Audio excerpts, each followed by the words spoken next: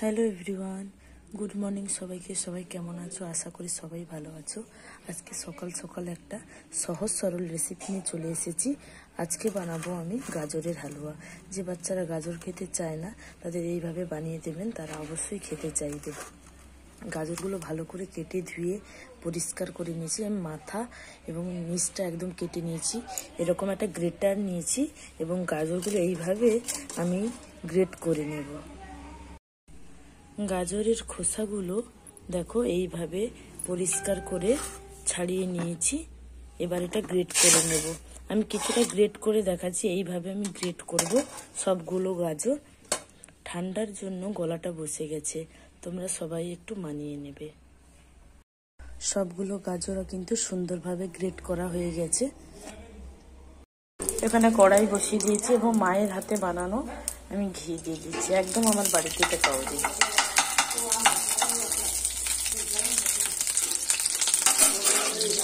এবার এর মধ্যে আমি থেতো করে রাখা এলাচ আর কাঠ দিয়ে দিচ্ছি, আর একটা তেজপাতা দিয়ে দেবো।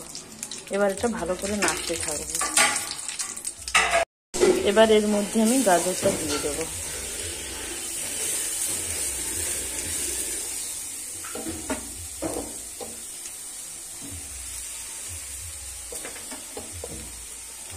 ভালো করে ঘিতে ভাজতে থাকবো।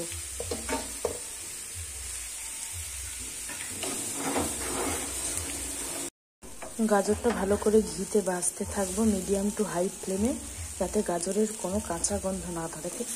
ততক্ষণ পর্যন্ত কিন্তু ভালোভাবে ভেজে নিতে হবে। একটু সময় লাগবে, কিন্তু ভালো করে ভেজে নিতে হবে। প্রায় ভাজা ভাজা হয়ে গেছে। এবার এর মধ্যে আমি কিছুটা দুধ অ্যাড করব। পরিমাণ মতো দুধ অ্যাড করে দিলাম। এবার আমি ঢাকনা দিয়ে গাজরটাকে সেদ্ধ হতে দেবো।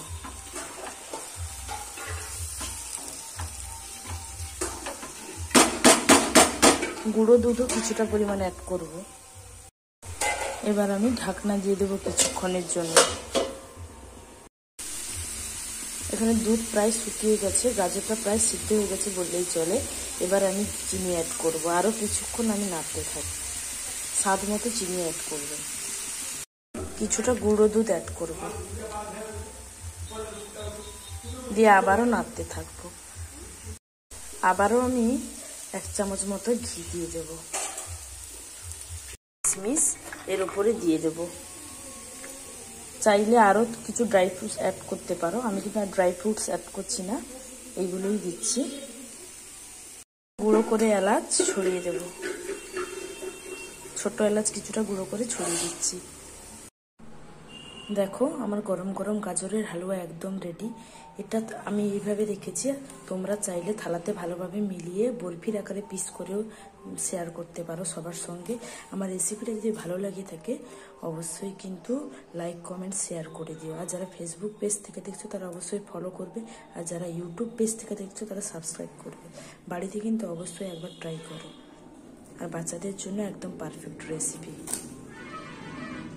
সবাইকে টাটা।